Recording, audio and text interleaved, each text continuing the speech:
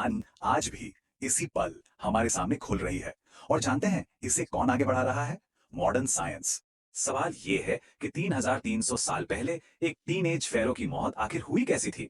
ये एक ऐसा सवाल है जो करीब एक सदी से आप कह सकते हैं कि रहस्यों, अटकलों और एक खतरनाक श्राप की कहानियों में कहीं खोया हुआ था। और फिर साल 2005 में एक सीटी स्कैनर उस राजा की कब्र के अंदर गया जवाब खोजने। ये कहानी इसी बात की है कि कैसे टेक्नोलॉजी इतिहास के सबसे पुराने और उलझे हुए केस को सुलझाने में लगी है। तो चलिए सीधे चलते हैं 5 जनवरी 2005। जगह है मिस्र की मशहूर राजाओं की घाटी। वो जगह जहां पुराने फेरोज को दफनाया जाता था। जैसे ही राजा टट की मम्मी को उसकी कब्र से बाहर निकाला गया ना, अचानक से एक बहुत तेज धूल भरी आंधी चलने लगी। और देखते ही देखते आसमान में काले बादल घिराए। वहां जो लोग मौजूद थे, जो कर्मचारी थे, वो थोड़ा घबराकर मजाक में कहने लगे, लगता है फैरो का वो मशहूर श्राप सच हो रहा है। लेकिन इस पूरे ऑपरेशन के जो इंचार्ज थे, जाही हवास, वो किसी और ही बात को लेकर परेशान थे। उन्हें डर था कि स्कैन में न जाने क्या दिखेगा। वो कहते हैं, मम्मी की हालत बहुत खराब है और इसकी वजह वो है जो कार्टर ने 1920 के दशक में किया था। मतलब उन्होंने सारा इल्जाम एक पुराने खोजकर्ता पर डाल दिया। अब हवास क्यों परेशान थे, ये समझने के लिए हमें कहानी में थोड़ा पीछे चलना होगा। करीब 80 साल पीछे, उस वक्त में जब दुनिया ने पहली बार राजा टट को देखा था। तो बात है 1922 की। कई सालों की बेकार खोज के बाद हावर्ड कार्टर नाम के एक ब्रिटिश आर्कियोलॉजिस्ट के हाथ एक ऐसी चीज लगी जिसे वो अपनी जिंदगी की सबसे बड़ी खोज कह सकते थे। उन्हें मिला एक शाही मकबरा जो लगभग वैसा का वैसा था जैसा हजारों साल पहले छोड़ा गया था। और अंदर क्या था, मतलब यकीन मानिए वो मकबरा ऐसे ऐसे बेशकीमती खजानों से भरा था कि देखने वालों की आंखें खुली की खुली रह गईं।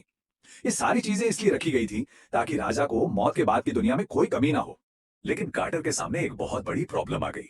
देखिए, मम्मी बनाते वक्त एक खास किस्म का लेप इस्तेमाल होता था, जिसे रिचुअल रेजिन कहते हैं।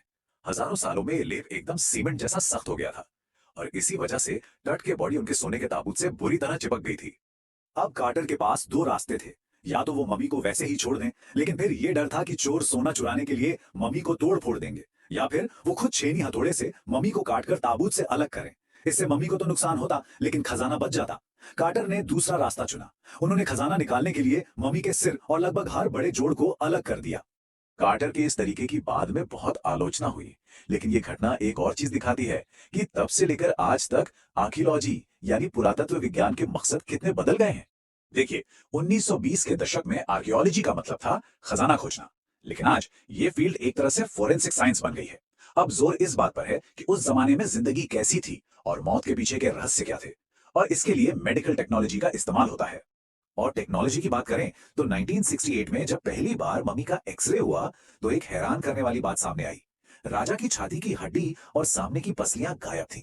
इस एक खोज ने तो रहस्य को और भी गहरा कर दिया और इस थ्योरी को बल मिला कि शायद इस युवा राजा का मर्डर हुआ था। अब इस मर्डर की थ्योरी को समझने के लिए हमें उस दौर को समझना होगा जिसमें टूथ रहता था। वो दुनिया काफी उथल पुथल वाली थी जो उसे विरासत में मिली थी। कहानी शुरू होती है राजा टट के दादा आमेनहोतेप III से। वो एक बहुत ही शक्तिशाली फेरो थे जिन्होंने करीब 40 साल तक राज किया और उनका जमाना मिस्र के लिए एक गोल्डन एज, एक सुनहरा दौर था। लेकिन फिर उनका बेटा अमेनहोटेप IV गद्दी पे बैठा और वो इतिहास के सबसे अजीब और आप कह सकते हैं रैडिकल लोगों में से एक था। उसके राजा बनते ही मिस्र के इतिहास का एक बहुत ही अजीब दौर शुरू हुआ। उसने क्या किया, उसने आतेन यानी सूर्य चक्र की पूजा को सबसे ऊपर कर दिया। अपना नाम बदलकर अखेनातेन रख लिया, जिसका मतलब था आतेन का सेवक। उसने धार्मिक राजधानी को थेब शहर से हटा दिया और तो और उसने आमोन जो एक बड़े देवता थे उनके मंदिर बंद करवा दिए, उनकी मूर्तियां तोड़वा दी।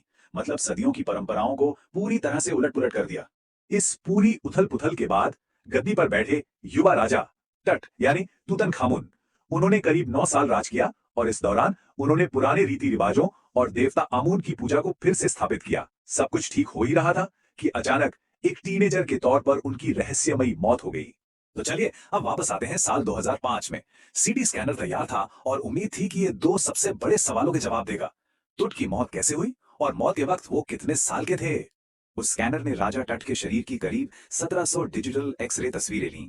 ये तस्वीरें क्रॉस सेक्शन में थीं, मतलब शरीर की परत दर परत की इमेज। इससे पहले किसी ने भी इस युवा राजा के शरीर को इतनी गहराई से नहीं देखा था। और स्कैन ने आते ही एक बड़े रहस्य को तो तुरंत सुलझा दिया। याद है 1968 का एक्सरे जिसमें कहा गया था कि छाती की हड्डी और पसलियां गायब हैं।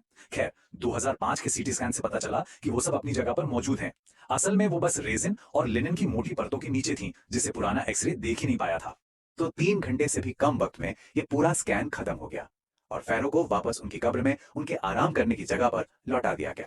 और जब टीम मकबरे से बाहर निकली तो वो तेज हवा रुक चुकी थी। आसमान बिल्कुल साफ था और आसमान में ठीक मकबरे के ऊपर ओरायन नक्षत्र चमक रहा था। वही नक्षत्र जिसे पुराने मिस्र के लोग ओसाइरिस की आत्मा मानते थे, जो कि मृत्यु के बाद के जीवन का देवता है। ऐसा लग रहा था मानो वो देवता खुद इस युवा राजा की रखवाली कर रहा हो। साइंस ने हमें कई नए सुराग दिए हैं, कई सवालों के जवाब भी दिए हैं, लेकिन क्या साइंस कभी इस रहस्य को सुलझा सकता है कि हम सब इस युवा राजा की कहानी से इतनी आकर्षित क्यों हैं? शायद कुछ सवाल हमेशा बने रहेंगे और यही बात राजा टट की कहानी को आज भी इतना जिंदा रखती है।